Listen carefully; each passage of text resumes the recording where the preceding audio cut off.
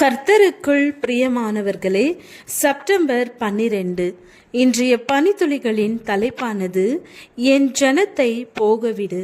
வசனம் வெளிப்படுத்துதல் 21வது அதிகாரம் 8வது வசனம். பயப்படுகிறவர்களும் அவிசுவாசிகளும் அருவருப்பானவர்களும் கொலைபாதகரும் விபச்சாரக்காரரும் சூனியக்காரரும் விக்கிரகாராதனைக்காரரும் பொய்யர் அனைவரும் இரண்டாம் மரணமாகிய அக்கினியும் கந்தகமும் எரிகிற கடலிலே பங்கடைவார்கள் என்றார். நம் நாட்டின் தந்தை காந்தியடிகள் இருட்டை கண்டால் மிகவும் பயப்படுகிறவர். ஒருமுறை அவருடைய தாயார் இருட்டில் செல்லும்போது இறைவனை வேண்டிக் கொண்டே போ, பயம் வராது என்றார். அந்நாளில் இருந்து காந்தியடிகள் இருளில் செல்லும்போது இறைவனை வேண்டிக் கொண்டே செல்லலானார். பயம் எதனால் வருகிறது? இருளில் என்ன இருக்கிறது என்று தெரியாததால் பயம் வருகிறது. கையில் ஒரு விளக்கு இருக்குமானால் இருளில் தைரியமாக செல்லலாம். சத்தியத்தை அறியாத அனைவரும் இருளில் இருக்கிறார்கள். அவர்கள் அனைவருமே பயப்படுகிறவர்களே.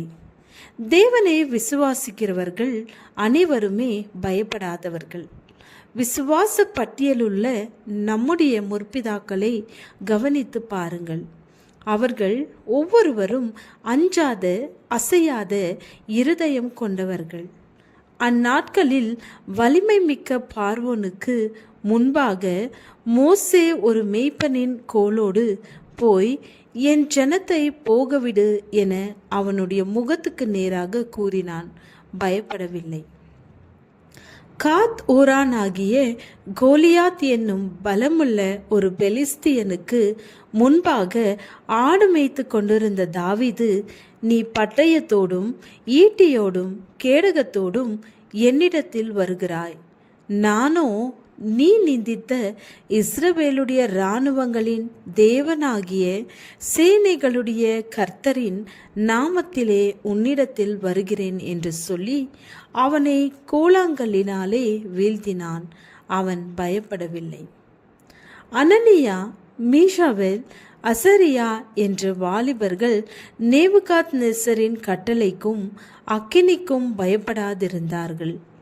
சிங்கங்களின் கர்ஜனைக்கும் பசிக்கும் டேனியல் பயப்படவில்லை. இயேசுவும் மரணத்திற்கு பயப்படாமல் தனியாக சிலுவை மரத்தில் ஏறினார். தங்கள் விசுவாசத்தை வெளிப்படுத்த பயப்படாதவர்களை தேவன் நேசிக்கிறார். பயந்தவர்களை தேவன் வெறுக்கிறார். நாம் நம்முடைய விசுவாசத்திற்காகவும் சத்தியத்திற்காகவும் எவ்வளவு தைரியமாக இருக்கிறோம். ஆதலால் பிள்ளைகள் மாம்சத்தையும் இரத்தத்தையும் உடையவர்களாயிருக்க அவரும் அவர்களைப் போல மாம்சத்தையும் இரத்தத்தையும் உடையவரானார்.